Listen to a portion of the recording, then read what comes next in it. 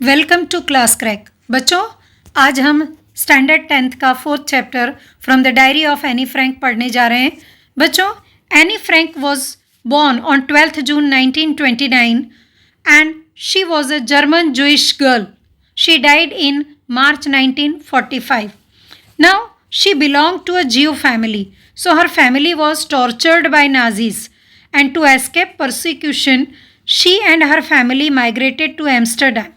वो Anne Frank और उनका पूरा फैमिली था, वो नाजीज़ की डर की वजह से एम्स्टरडम की ओर मूव कर चुका था और वहाँ कई जगह एम्स्टरडम में और चारों तरफ नाजीज़ का ऑक्यूपेशन इतना बढ़ चुका था कि अंत में एनी फ्रैंक और उनकी पूरी फैमिली को, जो एनी फ्रैंक के फादर थे ऑटो फ्रैंक, उनकी जो ऑफिस की बिल्डिंग थी उसमें एक रूम था, उसके अंदर छुपना पड़ा। और after 2 years in hiding, the group was betrayed and transported to concentration camp system where Annie died of typhus in Bergen-Belsen within the days of her sister Margaret Frank.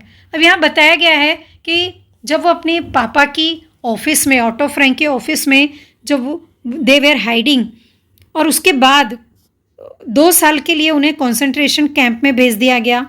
वहाँ Anne Frank की death हो गई typhoid की वजह से और उनकी sister की भी डेथ हो गई। अब उनके जो फादर थे auto Frank, he was the only survivor, तो वो अकेले बचे। तो वो वापस एम्स्टरडम लौट के आए और जब वो लौट कर आए तो उन्हें एक डायरी मिली जो एनी फ्रैंक ने लिखी हुई थी। और जब उन्होंने वो डायरी देखी तो उन्होंने सोचा कि क्यों ना इसे पब्लिश किया जाए। तो उन्होंने इस डायरी को पब्लिश करवाया under the name of a diary of a young girl. The diary of a young girl के नाम से इसे पब्लिश किया गया। अब यहाँ बताया गया है कि डायरी जो है वो एनी फ्रैंक को उसके 13th बर्थडे पर मिली थी और एनी फ्रैंक ने 12 जून 1942 से डायरी लिखना शुरू किया और लास्ट जो उसने लिखा था वो दिन था 1 अगस्त 1944। अभी जो डायरी है ये ओरिजिनली डच लैंग्वेज से और कई लैंग्वेज में इसका ट्रांसलेशन किया गया और ये वर्ल्ड की सबसे मोस्ट वाइडली रेड बुक मानी गई। दुनिया के बहुत लोगों ने इसे पढ़ा और इस पर बहुत सारी टेलीविज़न प्रोग्राम्स, थिएट्रिकल प्रोडक्शन और बहुत सारे ओपेरा, बहुत सारे इस पर बेस्ड बहुत सारे प्रोग्राम हुए और इसे एक मैच्योर वर्क माना गया। मतलब एनी फ्रैंक की डायरी को ऐसा माना गया कि इसमें जो बातें लिखी गई हैं वो किसी एक मैच्योर्ड व्यक्ति के द्वारा लिखी गई हैं। तो इस डायरी को बहुत ही मीनिंगफुल समझते हुए इसे बहुत वर्ल्ड में रिस्पेक्ट मिली and Anne Frank has become one of the most renowned and discussed of the Holocaust victim. Nazis के समय के जो विक्टिम्स थे उसमें से एनी फ्रैंक डायरी लिखकर इतनी फेमस हो गई कि आज भी लोग एनी फ्रैंक को याद करते हैं। ठीक है बच्चों, तो अब हम देखते हैं कि एनी फ्रैंक ने अपनी डायरी में क्या लिखा। वो कहती हैं कि मेरे लिए जो डायरी लिखना है ये मेरे लिए एक स्ट्रेंज एक्सपीरियंस है, क्योंकि जो एनी फ्रैंक थी वो थोड़ी इंट्रोवर्ट नेचर की थी। उन्हें ज़्यादा किसी से बात करना अच्छा नहीं लगता था, वो इंट्रोवर्ट थी। तो उन्होंने कहा कि मेरे लिए डायरी लिखना ये बड़ा ही स्ट्रेंज थी और ऐसा नहीं था कि मैं नहीं लिख सकती थी, लेकिन मैंने कभी ऐसी कोशिश भी नहीं की। और अगर मैं डायरी में कुछ लिखती तो कोई अगर मेरी डायरी को पढ़ता तो वो क्या सोचता कि ये 13 ईयर ओल्ड गर्ल है, इसके दिमाग में ऐसी तो क्या विचार चल रहे हैं, और मेरे जो विचार होंगे भी अगर मैं डायरी में लिखती भी हूँ तो उसको कौन समझेगा। तो लेकिन वो कहती हैं कि doesn't matter, I feel like writing. वो कहती हैं कोई बात नहीं, भले कोई मेरे विचारों को समझ पाए या ना समझ पाए, but I will write in the diary.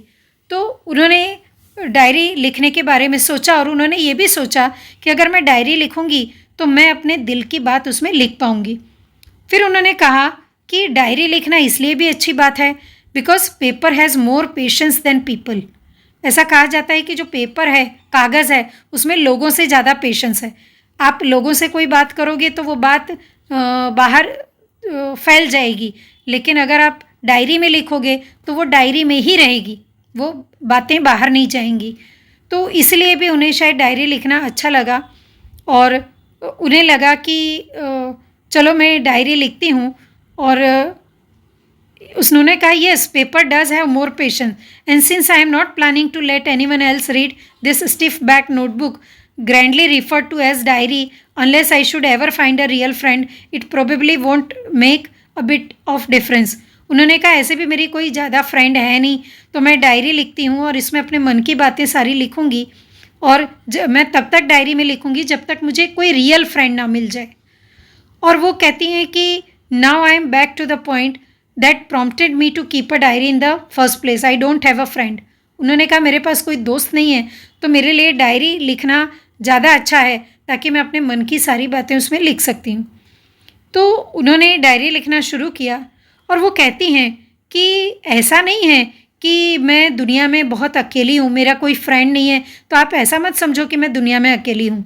I have loving parents, a 16-year-old sister and there are about 30 people. वो कहती हैं मेरा तो बड़ा सा परिवार है, मेरी सिस्टर है, मेरे पेरेंट्स हैं और पूरी फैमिली में तो लगभग 30 पीपल हैं। और I can call friends, I have a family, loving aunts and a good home, सब कुछ है, बट एक अच्छे दोस्त नहीं है।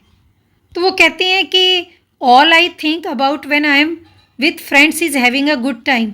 आई can't bring myself to talk about anything but ordinary everyday things. वो कहती हैं एक दोस्त ऐसा होना चाहिए जिसके साथ आप बैठकर ऑर्डिनरी एवरी डे की बातें कर सकते हो।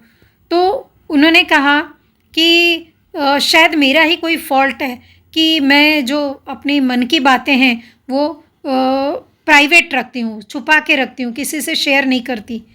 इन any case that's just how things are and unfortunately they are not liable to change, this is why I have started the diary. Anne Frank कहती हैं कि मेरा थोड़ा नेचर ऐसा है कि मैं प्राइवेट पर्सन हूँ, मुझे ज़्यादा किसी के साथ शेयर करना अच्छा नहीं लगता, तो मुझे लगता है कि it is better to have a diary. तो वो उन्होंने कहा to enhance the image of this long awaited friend in my imagination I don't want to jot down the facts in this diary the way most people would do.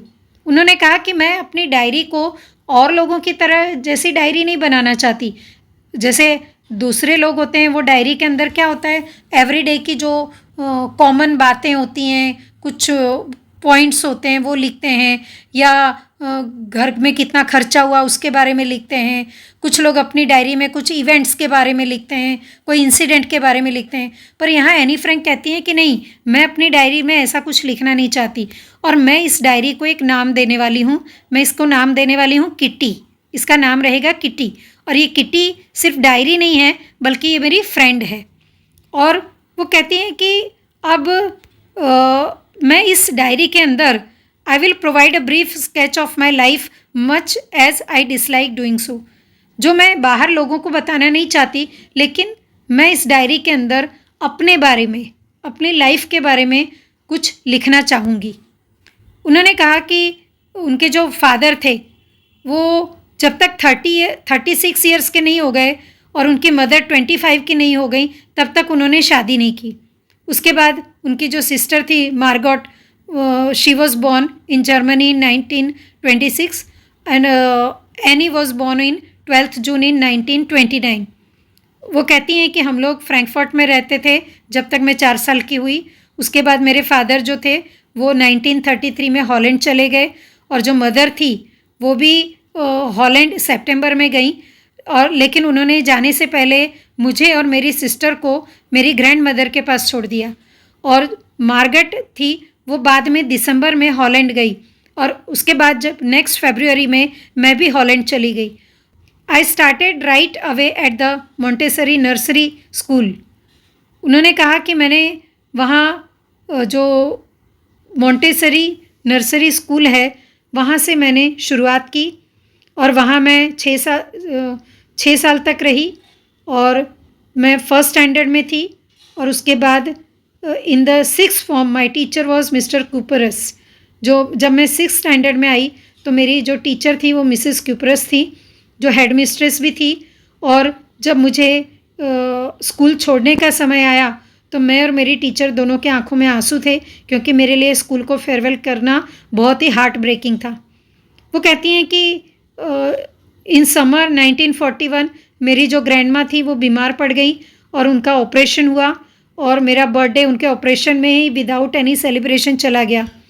Grandma थी, वो 1942 में उनकी death हो गई और किसी को पता नहीं है, लेकिन मेरा मन ही जानता है कि मैं अपनी ग्रैंडमा को कितना प्यार करती थी।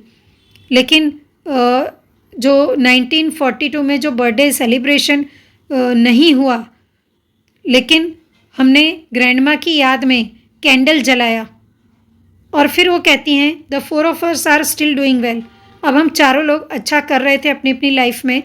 और आज 20 जून 1942 का दिन है जब मैं पूरी तरह से अपनी डायरी को समर्पित हूँ।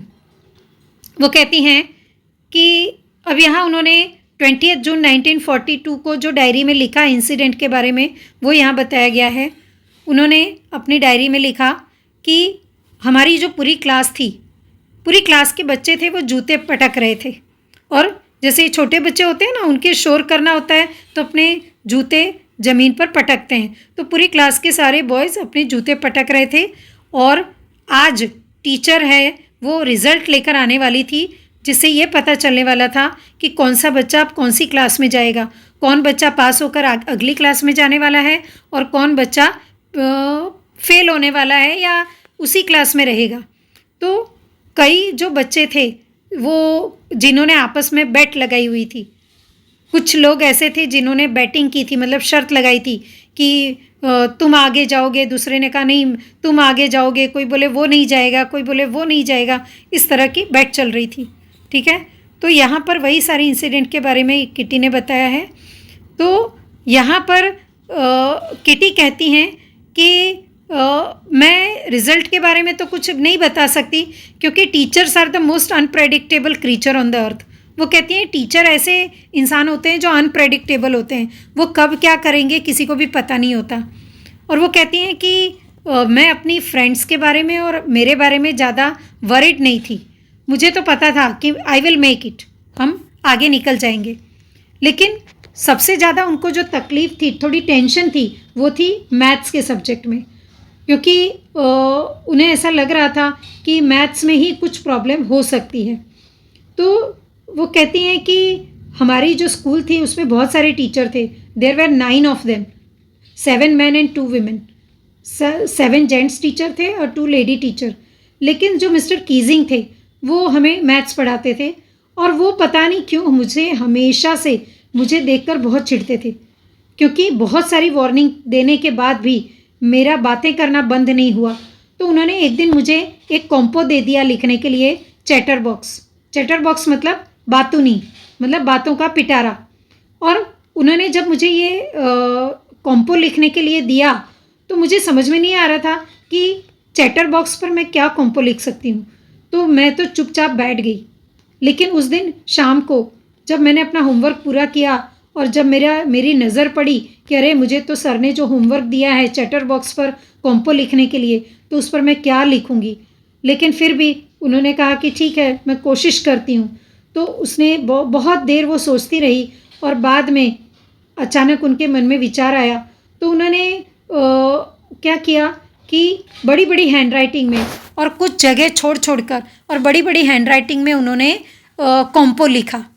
और कॉम्पो में ये लिखा कि बातें करना जो है वो मेरी आदत है और मैं इसे कंट्रोल करने की कोशिश तो करूँगी, लेकिन मैं ये गारंटी नहीं दे सकती कि मैं इसे पूरा कंट्रोल कर पाऊँगी। इसका सबसे बड़ा रीज़न ये है कि I have got this inherited traits. मेरे अंदर जो बातें करने की आदत है वो मुझे मेरी मदर से मिली है, मेरे फैमिली से मिली है। तो ये मेरा इनहेरिटेड ट्रेट है, मतलब मुझे ये जन्मजात मिला हुआ है। इसे मैं कंट्रोल करने की कोशिश कर सकती हूँ, लेकिन मैं बदल जाऊँगी ऐसा पॉसिबल नहीं है। मिस्टर कीजिंग थे, उन्होंने मेरे इस कॉम्पो में मेरे इस आर्ग्यूमेंट को पढ़ा तो वो भी हंसने लगे और फिर ऐसे ही और क्लास आगे बढ़ी। और फिर एक दिन उन्होंने फिर से मुझे मेरे बातें करने पर फिर से मुझे एक कॉम्पो लिखने के लिए दे दिया, जिसका टॉपिक था एन इनकॉरिजिबल चैटर बॉक्स, मतलब एक ऐसी चैटर बॉक्स जिसको कोई रिपेयर नहीं कर सकता, जिसको कोई कंट्रोल नहीं कर सकता, जिसको कोई समझा नहीं सकता। और मिस्टर कीजिंग ने ये कॉम्पो लिखने के लिए दे दिया। अब यहाँ पर जो एनी फ्रैंक है वो थोड़ी टेंशन में आ गई। उन्हें लगा कि अब ये इसमें मैं क्या लिखूँगी, तो उन्होंने उसे इग्नोर किया। मिस्टर कीजिंग ने नेक्स्ट टाइम फिर उन्हें एक कॉम्पो दिया। Quack quack quack said mistress chatterbox.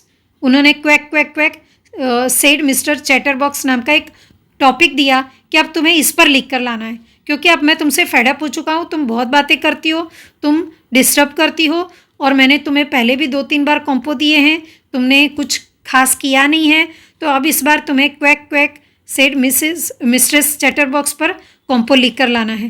तो यहाँ एनी है वो थोड़ी मतलब हंसी भी आ रही थी उसे, लेकिन उसे ये भी लग रहा था कि मैं इस पर क्या लिखूं। तो जब वो सोच रही थी उसी समय उनकी फ्रेंड सैनी, जो पोइट्री में बहुत अच्छी थी, वो उसके पास आई और उसने कहा कि एक काम करो, तुम इस बार कॉम्पो मत लिखो, बल्कि तुम इसे पोइटिक फॉर्म में लिखो और पोइट्री के रूप में लिखो। तो एनी बड़ी खुश हो गई और उन्होंने फिर कहा कि ठीक है, मैं इसे एक पोइट्री की तरह लिखूंगी। और उन्होंने उस सब्जेक्ट को, quack quack said mistress chatterbox, इस टॉपिक को उन्होंने बड़े रिडिकुलस वे में और बड़ी जोकिंग वे में उन्होंने कहते हैं ना कि लिखना शुरू किया। उन्होंने वो कहती हैं कि I finished my poem and it was beautiful. उन्होंने कहा मैंने जो क्वैक क्वैक मिस्ट्रेस चैटरबॉक्स पर जो लिखना था मुझे, तो वहाँ मैंने एक पोएम लिखी और वो पोएम बहुत अच्छी थी। और वो पोएम ऐसी थी जिसमें, वो पोएम में एक स्टोरी थी जिसमें एक मदर डक है और एक फादर स्वान है और उनके 3 बेबी डकलिंग है, लेकिन वो तीनों डकलिंग बहुत डिस्टर्ब करते हैं फादर को। तो एक दिन फादर क्या करता है, वो तीनों बच्चों को खा जाता है, उन्हें मार देता है, उनको खा जाता है। अब ये पोएम लिखकर एनी फ्रैंक मिस्टर कीजिंग को देती हैं। Luckily mister Keesing took the joke the right way. अब मिस्टर कीजिंग ने जब ये जोक पढ़ा, ये पोइट्री पढ़ी, तो उनके पता नहीं क्या उनके दिमाग में आया कि जब उन्होंने ये पढ़ा तो उन्होंने कोई कमेंट नहीं किया, और उस दिन से वो उन्हें अलाउ करने लगे और बातें करना अलाउ करने लगे। और उस दिन के बाद मिस्टर कीजिंग ने कभी भी एनी फ्रैंक को कोई भी होमवर्क लिखने के लिए नहीं दिया, बल्कि अब तो ऐसा था कि मिस्टर कीजिंग एनी फ्रैंक को देखकर और भी जोक सुनाने लगे। तो ये थी बच्चों स्टोरी ऑफ एनी फ्रैंक। यहाँ जो एनी फ्रैंक है, उन्होंने अपनी डायरी में अपनी लाइफ के बारे में, फैमिली के बारे में, स्कूल के बारे में, फ्रेंड्स के बारे में, अपने मैथ्स टीचर के बारे में जो कुछ भी एक्सपीरियंस था वो इस डायरी में लिखा है। तो बच्चों, आई होप कि आपको ये चैप्टर समझ में आ गया होगा, और अगर आपको ये वीडियो अच्छा लगा हो तो बच्चों इस वीडियो को लाइक करें, शेयर करें, चैनल को सब्सक्राइब करें और बेल आइकन को ज़रूर दबाएं। बच्चों, अब मैं इसके क्वेश्चन आंसर रीड करने जा रही हूँ जो बोर्ड के लिए बहुत इंपॉर्टेंट है। पहला क्वेश्चन है, was any right when she said that the world would not be interested in the music of a 13-year-old girl. तो वो कहती हैं कि अगर मैं डायरी लिखती, तो 13 साल की लड़की अगर डायरी में कुछ लिखती है तो क्या लोगों को पसंद आएगा। तो हाँ, उनकी सोच भी सही थी कि दुनिया में लोगों को क्या ही अच्छा लगेगा पढ़ना, शायद नहीं अच्छा लगेगा। सेकेंड क्वेश्चन है, there are some examples of a diary और journal entries in the before you read section, compare these with what Anne writes in her diary and what language was the diary originally written in and in what way is Anne's diary different. मतलब आपको पता है कि जो diary है वो Dutch में थी, उसके बाद कई भाषाओं में उसका अनुवाद हुआ, और एनी की डायरी इसलिए डिफरेंट है क्योंकि एनी ने अपनी डायरी में अपनी मन की बातें शेयर की हैं। थर्ड क्वेश्चन में एनी के जो लाइफ के बारे में, उसकी फैमिली के बारे में ब्रीफ स्केच आपको लिखना है, और ये भी बताना है कि एनी के लिए जो किट्टी उसकी डायरी थी वो इनसाइडर थी या आउटसाइडर थी। तो बच्चों, मेरे हिसाब से तो वो इनसाइडर थी क्योंकि वो अपनी मन की बातें उसमें लिखती थी। फिर फोर्थ क्वेश्चन है, how does Anne feel about her father, her grandmother, Mrs Kuperus and Mr Keesing? What do this tell you about her? तो यहाँ पर एनी के ग्रैंड मदर के बारे में आप लिख सकते हो, उसकी जो प्राइमरी की टीचर थी मिसिस क्यूपरस, फिर उनके जो मैथ्स के सर थे मिस्टर कीजिंग, उनके बारे में आपको लिखना है। अगला है what does any right in her first ऐसे? एनी ने अपने फर्स्ट ऐसे में क्या लिखा वो लिखना है। 6th क्वेश्चन है Anne says teachers are most unpredictable. Is Mr Keesing unpredictable? How? Anne को लगता था कि टीचर्स जो होते हैं वो अनप्रेडिक्टेबल क्रीचर होते हैं, और क्या आपको लगता है कि मिस्टर कीजिंग ऐसे थे? उसके बारे में आप लिख सकते हो। और लास्ट क्वेश्चन जो है 7th क्वेश्चन, उसमें आपको Anne Frank as a person वो कैसी थी उसके बारे में लिखना है।